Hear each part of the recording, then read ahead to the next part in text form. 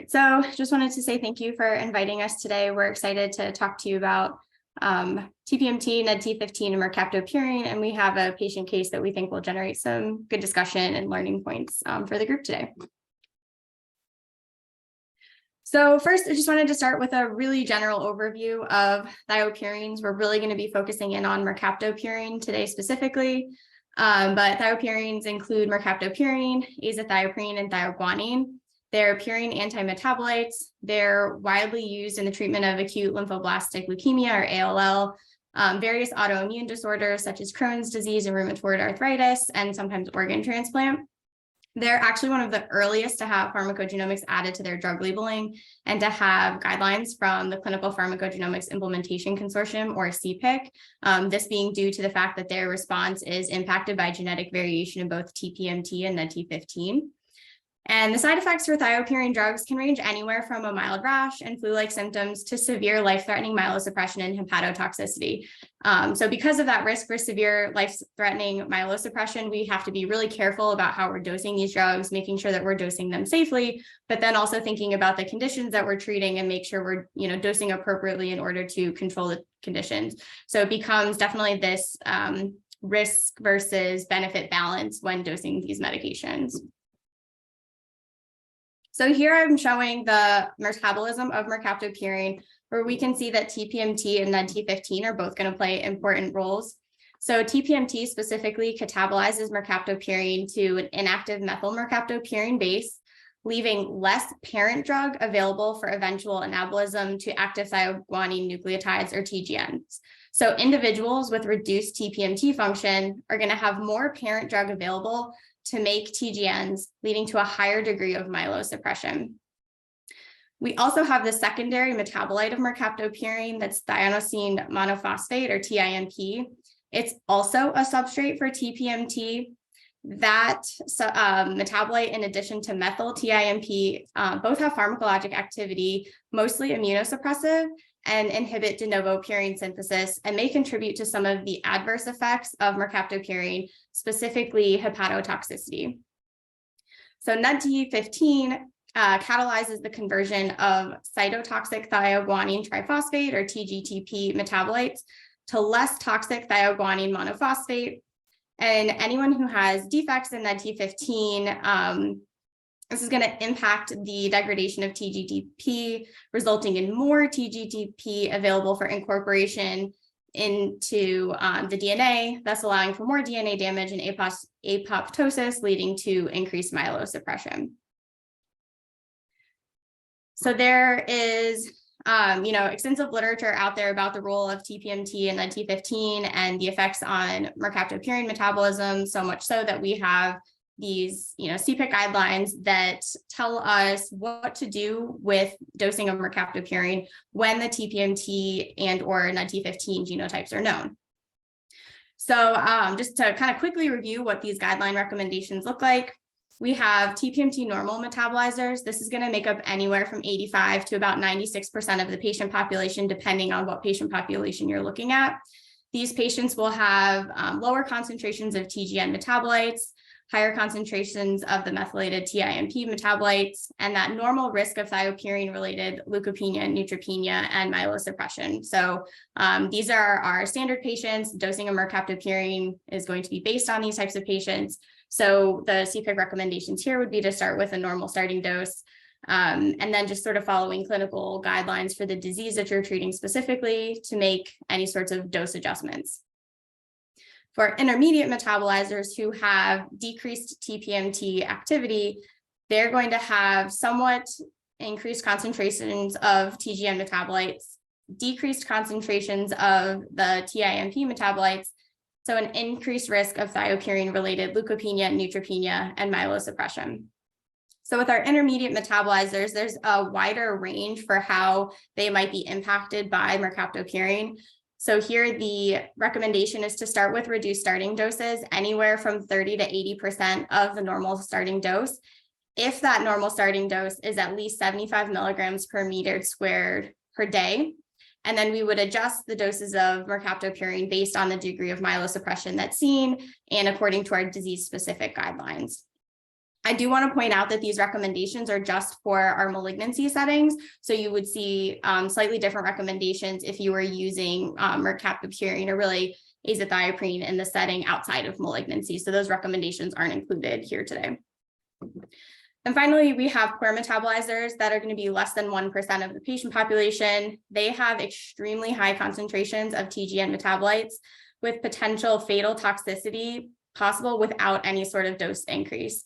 So very high risk of thiopurine-related leukopenia, neutropenia, and myelosuppression. So here the recommendation is to start with drastically reduced doses. So the recommendation is to reduce that daily dose by 10-fold and then only dose the medication 3 times weekly instead of daily. Additionally, we would then follow any sort of disease-specific guidelines and do any sort of further dose adjustments based on the degree of myelosuppression. And for these patients, we want to wait a little bit longer for them to reach steady state before making dose adjustments. So we'll see similar recommendations with NUDT15 for mercaptopurine. Here are normal metabolizers that are going to have that standard activity are going to make up about 85 to 98% of the patient population, depending on sort of what ethnicities you're looking at. They have the normal risk of thiopurine-related leukopenia, neutropenia, myelosuppression, so standard starting doses here. Intermediate metabolizers who have some level of decreased NUDT15 function can make up anywhere from less than 1% to 16% of the patient population and have an increased risk of thiopurine-related leukopenia, neutropenia, and myelosuppression. It's the CPIC recommendation here is the same as what you would see for TPMT intermediate metabolizers, where there's a recommendation to start with reduced starting doses, anywhere from 30 to 80% of the normal dose, if that normal starting dose is at least 75 milligrams per meter squared per day or higher, and then adjust any doses based on the degree of myelosuppression and disease-specific guidelines. Finally, poor metabolizers who really have no NUDT15 function, they make up less than 1% of the patient population, have a very high risk of thiopurine-related leukopenia, neutropenia, and myelosuppression. So the recommendation is to initiate a dose at 10 milligrams per meter squared per day and adjust the dose based on mercaptopurine and disease-specific guidelines. So it's really great that CPIC provides this dosing algorithm of how to put the 2 different phenotypes together. So if we know both the TPMT and NUDT15 genotype, we can translate that to the phenotype and then follow this algorithm to sort of figure out which dosing recommendation we should follow. So for example, if a patient is a TPMT normal metabolizer, so looking over at the left side of the screen, we can see if they're also a NUDT15 poor metabolizer, the recommendation is to follow the NUDT15 poor metabolizer recommendation. So basically, whichever of the phenotypes is the lowest level of activity, that's where we're typically looking. I do want to point out, though, for a TPMT intermediate metabolizer with NUDT15 intermediate metabolizer, not included on the slide here, but it says to consider a dose reduction to look at the TPMT IM and NUDT15 IM recommendations. There's also some additional statements or suggestions that these patients may need further dose adjustments. However, this is such a rare combination that the actual kind of guidance on what to do for those patients and how much of a dose reduction is really appropriate is incredibly limited. So in addition to going over the recommendations, I wanted to talk a little bit about some caveats or things that would be important to know about TPMT and NUDT15 pharmacogenetic testing. So most of our commonly used clinical molecular platforms, so genotyping, which is probably what a lot of us are seeing in the clinical space, or short-read next-gen sequencing, are unable to phase TPMT and NUDT15 variants. So assigning the TPMT and NUDT15 diplotypes from raw genotyping or sequencing data is typically empiric or inferred. So what do I mean when I say that, the technology isn't able to phase the variants? So here we put together just kind of an image to sort of depict what we mean when we're talking about phasing.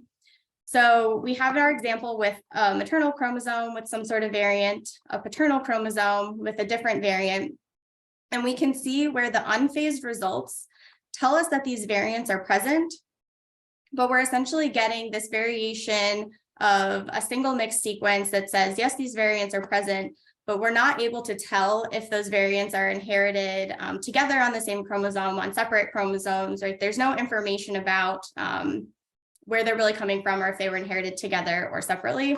So ultimately, we have kind of an incomplete picture, and we'll talk about why this matters for TPMT in just on the next slide. Versus our a phase result, each haplotype is assembled separately. We're able to tell that these two variants are inherited, one from maternal, one paternal on separate chromosomes, and this gives us a more complete picture. Where this comes into play with TPMT specifically is that the definitive assignment of the TPMT *3A allele is challenging because it includes variants that independently define the TPMT *3B and the TPMT *3C variants. So the TPMT *1 *3A diplotype, which would be an intermediate metabolizer, assumes that both of the variants are on the same chromosome or in cis. This is the most likely diplotype in this scenario, just based on population allele frequencies. However, we can't definitively rule out a TPMT *3B *3C diplotype where it's the same two variants, but in trans. And this would be very different in that this translates to a poor metabolizer and would have different dosing recommendations. However, this is much less likely based on population allele frequencies.